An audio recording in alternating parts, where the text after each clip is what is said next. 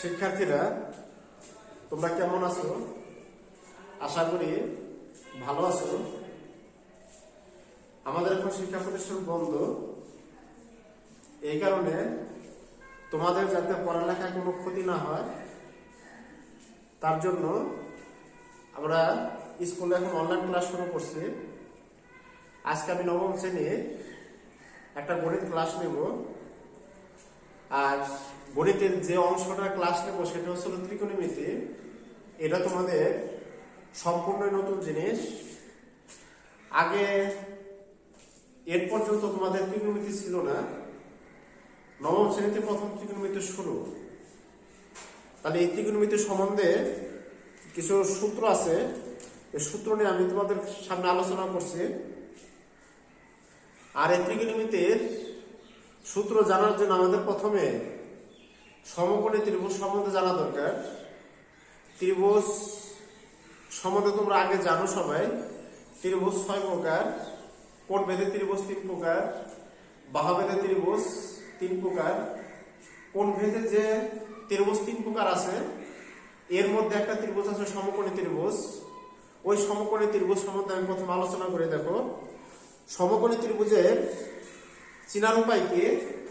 সমকোণী ত্রিভুজের চিনার উপায় হচ্ছে যে ত্রিভুজের একটি কোণ সমকোণ থাকবে ওই ত্রিভুজটা আমাদের সমকোণী ত্রিভুজ। যে ত্রিভুজের একটি কোণ সমকোণ ওই ত্রিভুজটা হচ্ছে সমকোণী ত্রিভুজ। যে এ বি সি, তাহলে এ বি সি একটা আমাদের এটা সমকোণী ত্রিভুজ, কারণ এই ত্রিভুজের বি কোণটা হচ্ছে সমকোণ। কোণ আছে তিনটা, এ কোণ, বি কোণ, সি কোণ। এই তিনটা কোণের মধ্যে বি কোণ হচ্ছে সমকোণ, এই কারণে বেশি একটি সমকোণী ত্রিভুজ। তাহলে এই ত্রিভুজে তিনটা বাহু আছে। তাহলে একটা হচ্ছে এ বি, একটা বিসি, আর একটা AC. A B, BC, AC. এখন এই তিনটা বাহু আবার তিনটা নাম আছে। এসি ত্রিভুজ,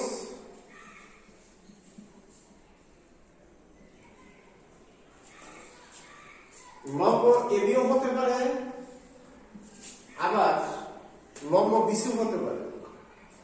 তাহলে আমি আপাতত ধরে নিলাম এবিটা লম্ব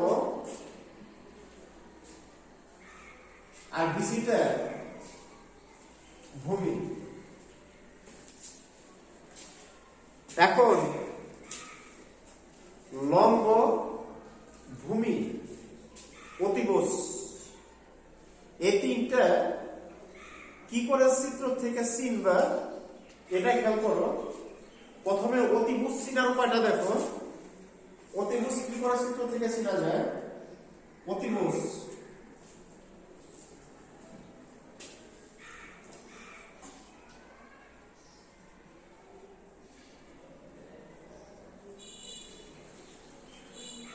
অতিভুজ হলো সমকোণী ত্রিভুজের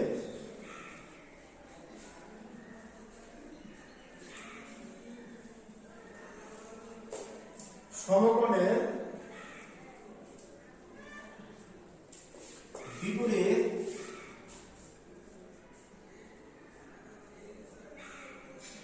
বাহুকে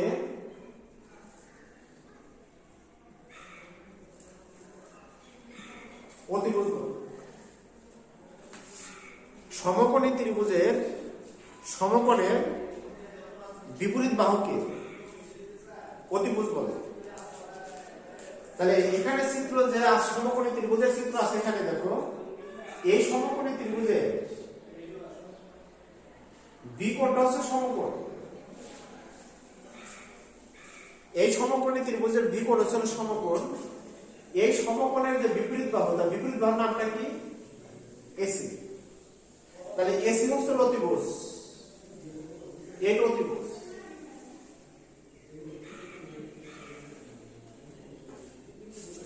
সমকোণী ত্রিভুজের সমকোণের যে বিপরীত বাহু, সেই বিপরীত বাহুটা হলো অতিভুজ। এবার লম্ব দেখে আমি এবি দেখছি, কিন্তু লম্ব বিসিটাও হতে পারে। লম্ব চেনার উপায়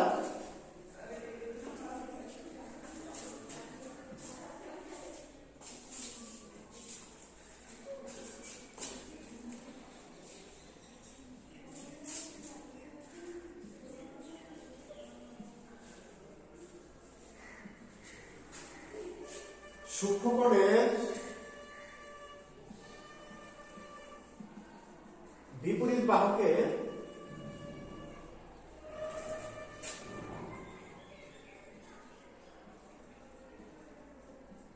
লম্ব।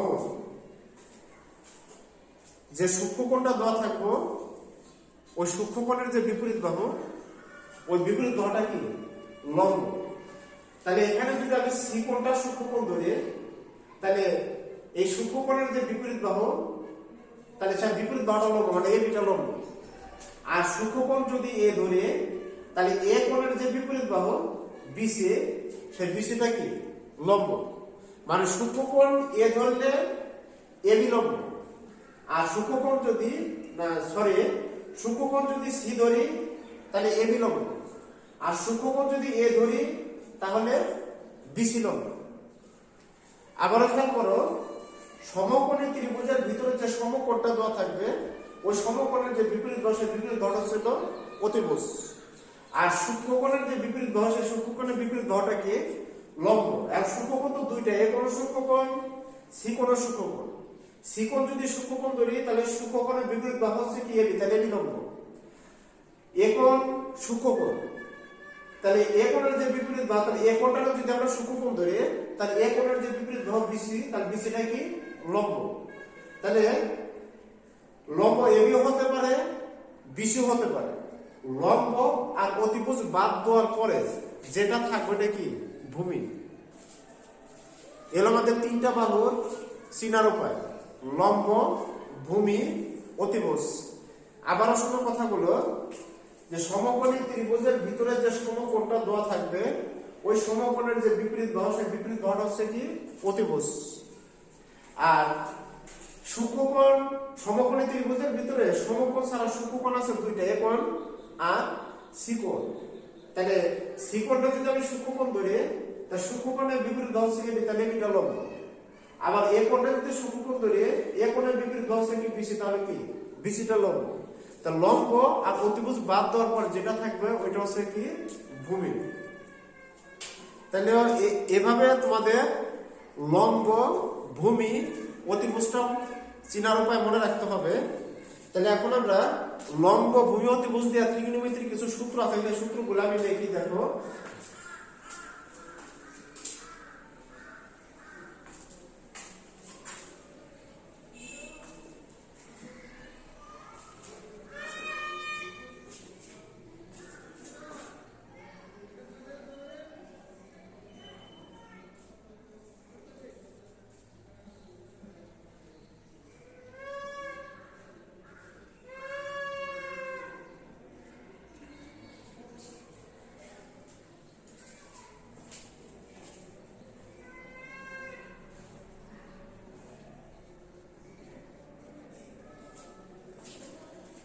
এখানে শ্রীকোণটা আমি সূক্ষ্মকোণ ধরলাম, আর শ্রীকোণের এখানে একটা প্রতীক লেখা আছে যার নাম হচ্ছে থিটা। এটা থিটা বলে। তাহলে এখন থিটা সূক্ষ্মকোণ ধরে আমি সূত্রগুলো লিখি। প্রথমে এক আছে দেখো সাইন থিটা। সাইন থিটার বাংলা সূত্র হচ্ছে লম্ব বাই অতিভুজ।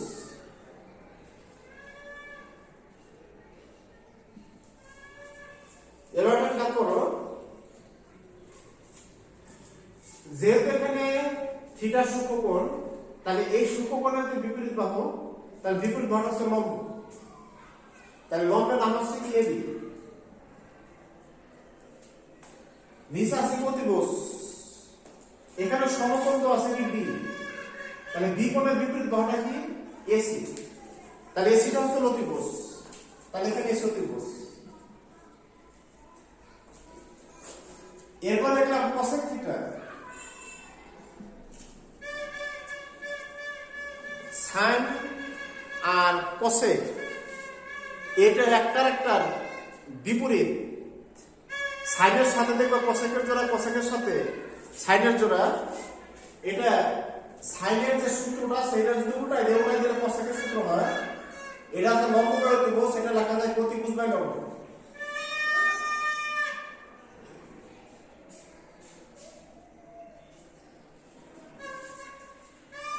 এটা কোসেক থিটার সূত্র, অতিভুজ বাই লম্ব।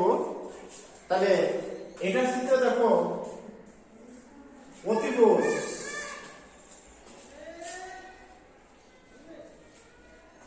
যে সমকোণটা দেওয়া থাকবে ওই সমকোণের যে বিপরীত বাহু সে বিপরীত বাহু হচ্ছে অতিভুজ। অতিভুজ কোণটা এসি, আর নিচে আছে কি লম্ব। তাহলে এখানে থিটা সূক্ষ্মকোণ, সূক্ষ্মকোণের যে বিপরীত বাহু তার বিপরীত বাহুটা কি লম্ব, লম্ব মানে কি এবি।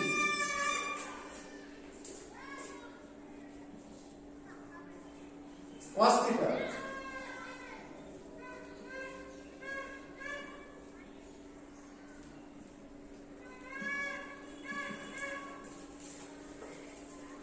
cos থিটার সূত্র ছিল ভূমি বাই অতিভুজ। তাহলে এই চিত্রের ভূমিটা দেখো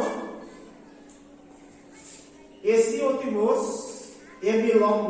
তাহলে অতিভুজ আর লম্ব বাদ দিলে থাকে কি ভূমি। তাহলে ভূমিটা হচ্ছে কি বিসি।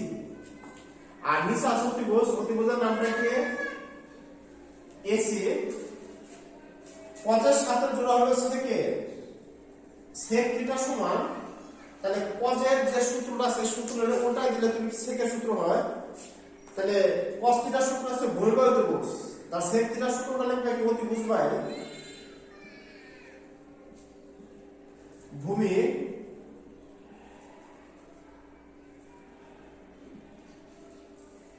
তাহলে এই চিত্রে দেখো অতিভুজ কোণটা, এখানে যে কোণটা তো আছে না, কোণটা বলছে যে ত্রিভুজটা তো আছে, ত্রিভুজে বি কোণটা হচ্ছে সমকোণ। এই সমকোণের যে সামনের বাহু এটা হচ্ছে অতিভুজ। তাহলে এসিটা হচ্ছে অতিভুজ, আর এসি অতিভুজ এবি লম্ব। তাহলে লম্ব আর অতিভুজ বাদ দেওয়ার পর যেটা থাকে ভূমি, তাহলে ভূমিটা হচ্ছে কি বিসি। এরপর আছে কি ট্যান থিটা।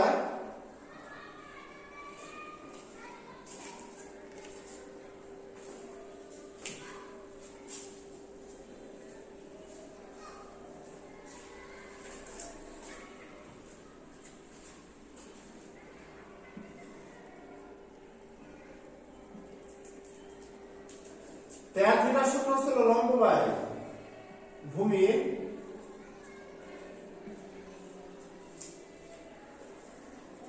তাহলে এখানে লম্ব দরকার আর ভূমি দরকার।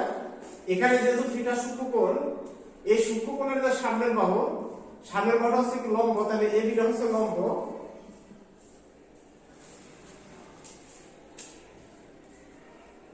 এবি লম্ব এসি অতিভুজ। তার লম্ব আর অতিভুজ বাদ দেওয়ার পরে যেটা থাকবে এটা যদি ভূমি হয় তার বিসিটা কি ভূমি।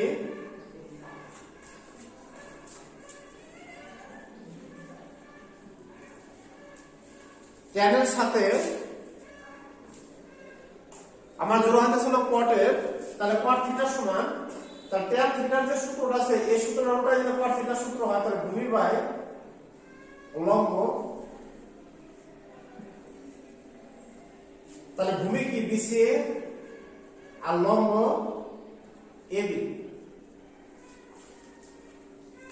তোমার বাহুগুলোর নাম দ্বারা এই একটা সূত্র আছে, আর বাহুর নাম ছাড়া কিছু সূত্র আছে, সেই সূত্রগুলো দেখো।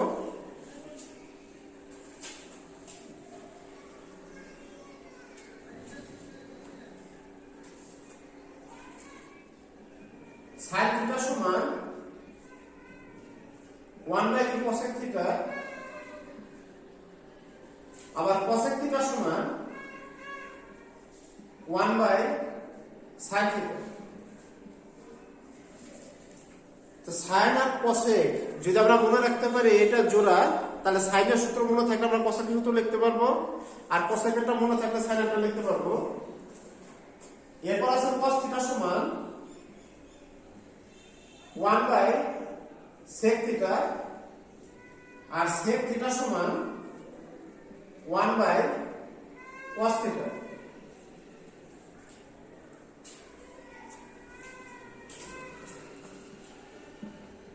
tan থিটা সমান 1 by cot theta. cot theta সমান 1 বাই tan থিটা।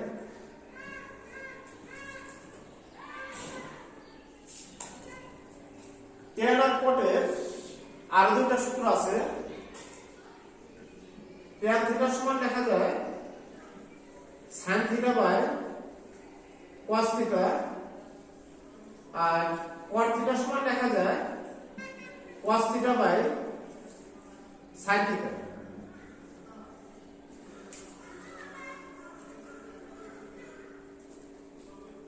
এখানে আমি সূত্রগুলো জোড়া জোড়া লিখে দিছি এই কারণে, কারণ একটা জানা থাকলে আর একটা এমনি পারা যাবে। যেমন সাইনেরটা জানা থাকলে কসেকেরটা পারা যাবে, আবার কজেরটা জানা থাকলে সেকেরটা মানে পারা যাবে, ট্যানেরটা জানা থাকলে কটেরটা এমনি পারবে। তাহলে আর কিছু সূত্র দেখো আছে।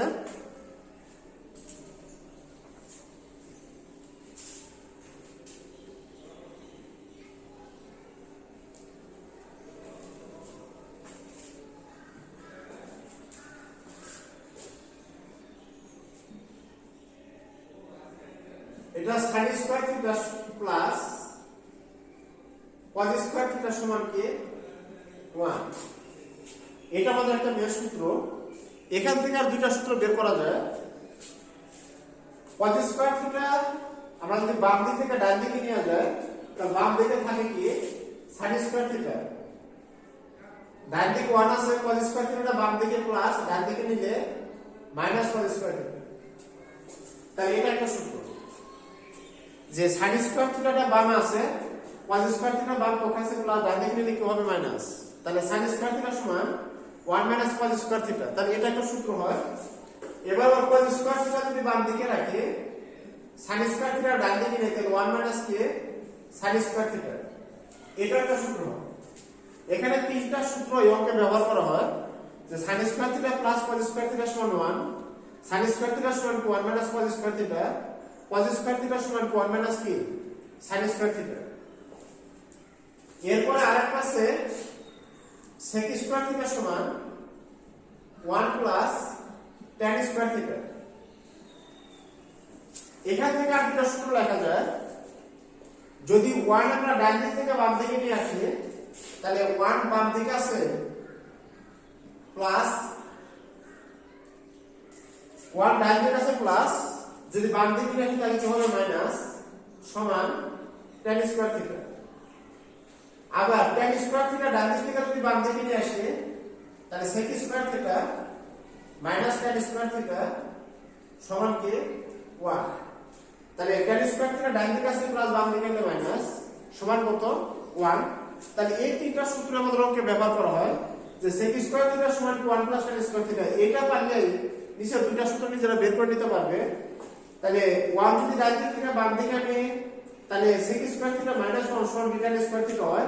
আবার tan স্কয়ার থিটাটা যদি ডান দিক থেকে বাম দিকে আনি, তাহলে sec square theta minus tan square theta সমান কি 1। তাহলে এটা একটা সূত্র। তাহলে এই তিনটা সূত্র ব্যবহার হয়। এরপর আছে cosec স্কয়ার থিটা সমান কি 1 প্লাস cot স্কয়ার থিটা। এটা দেওয়া আর দুটো সূত্র লেখা যায়। তাহলে প্রথম আছে কি cosec স্কয়ার থিটা 1 ডান দিকে আছে প্লাস, যদি বাম দিকে আনি তাহলে কি হয় মাইনাস, সমান কি cot স্কয়ার থিটা। যে cosec স্কয়ার থিটা মাইনাস 1 সমান cot স্কয়ার থিটা। এবার cosec square theta cot square theta ডান দিক থেকে বাম দিকে নিয়ে আসি, মাইনাস cot স্কয়ার থিটা সমান কি 1। এই তিনটা সূত্রকে ব্যবহার হয়। এখান থেকে যদি আমি প্রথম সূত্রটা জানা থাকে, বাদ বাকি দুটো সূত্র নিজে বের করে নিতে পারো। তাহলে এখান থেকে যদি এখানে সূত্র আছে টোটালে 9টা সূত্রের মধ্যে যদি তিনটা সূত্র ভালো জানা থাকে, ওই তিনটা থেকে বাদ বাকি 6টা সূত্র তোমরা নিজেরা বের করে নিতে পারবে। তাহলে ত্রিকোণমিতির প্রথম অধ্যায়ের অঙ্কগুলো করার জন্য আমাদের এই সূত্রগুলো ফলে অঙ্কগুলো করা যাবে। তাহলে তোমরা বাড়িতে এই সূত্রগুলো ভালোভাবে পড়বে। যদি এই সূত্র জানা থাকে তাহলে অঙ্ক করতে পারবে, আর যদি সূত্রগুলো জানা না থাকে তাহলে অঙ্কগুলো করতে পারবে না। প্রতিটা অঙ্কে দেখবে অনেক সূত্র ব্যবহার হয়, এই জন্য সূত্রগুলো জানা অনেক জরুরি দরকার। তা তোমরা বাড়িতে সবাই সূত্রগুলো ভালো করে পড়ে মুখস্থ করবে, যাতে অঙ্ক করার সময় সূত্রগুলো ব্যবহার করতে পারো। আর একটু বুঝে পড়লে ভালো হয়, মানে মনে থাকবে। এ হলো তোমাদের আজকের ক্লাস। ঠিকমতো বাড়িতে লেখাপড়া করো, সুস্থ থাকো। ধন্যবাদ।